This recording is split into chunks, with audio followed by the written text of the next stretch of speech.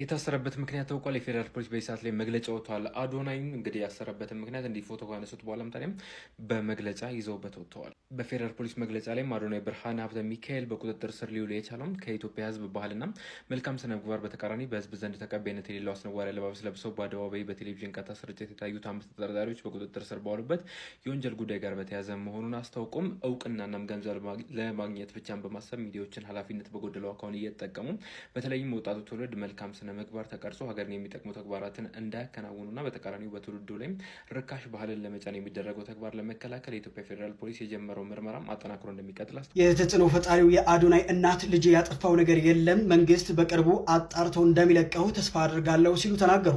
ትናንት አመሻሽ ላይ የታዋቂው ቲክቶከር አዶናይ በፖሊስ ቁጥጥር ስር መዋሉ ተከትለው እጅግ አሳዛኝና አነጋጋሪ የሆኑ ጉዳዮችም በዚህ በማህበራዊ ሚዲያው እየተሰሙ ይገኛሉ።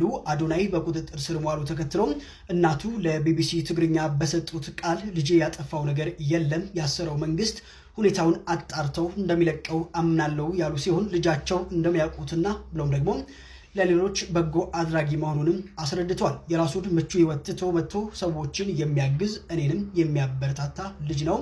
መንግስት ሁሉንም ነገር አጣርቶ ልጄን እንደሚለቀው አምናለሁ ሲሉ ተደምጧል። በቃ የኛ ሰው ሲፈጥረው ለሰው ማድነቅ፣ የሰውን አለልክ ማጉላት የሚያሳዝኑ ሰዎች፣ በጣም ትልቅ ጥበብ ተሰጥቷቸው የሚያሳዝኑ ሰዎች አሉ። እሱን እናርመው። አመለካከት ይቀየር ስንል በአዋጅ አንቀይረው። አነጋጋሪ መሆን አወዛጋቢ መሆን ማለት አይደለም። በሆነ አጀንዳ ላይ የወጣቸው አነጋጋሪ በመሆን ፌመስ በመሆን እነዚያን መጤ ባህሎች ለመከላከል የተከበረ ኢንዱስትሪ እንዲሆን ማድረግ ያለብን ነገር የአመለካከት ለውጥ ማምጣት ነው። ከማንነታችሁ ከስብዕናችሁ የሚያጎል መሆን የለበትም። ሰለጠነ ከተባለ ቀድሞ ይመጣው አርት ነው። አብይ አህመድ ሰግጦ አዶናይን አስሮታል። ሰግጥ ፈምስ የምትል ሐረግ ቤተ መንግስት ደርሳለች ማለት ነው። አዶናይን ጨምሮ ብዙ ቲክታከሮች ከትላንት ጀምሮ እየታሰሩ ነው። ምክንያት አድርጎ ያቀረበው ፌደራል ፖሊስ ደግሞ ልብ ይነካል። ለህብረተሰቡ እሴት እንጨነቃለን ይላል። ምናልባት ሰምታችሁ ካልሆነ ከ2 ቀን በፊት አንድ ታዋቂ ጋዜጠኛ በግብረ ሰዶማዊነት ተጠርጥሮ ሙሉ መረጃ ተገኝቶበት መንግስት ሊሰማው አልፈልግም። እነዚህ ልጆች እና አዶናይ የታሰሩበት ምክንያት ግን ከኔ በላይ ተሰሚነት እያገኙ ነው የሚል ተራ ወግ ነው።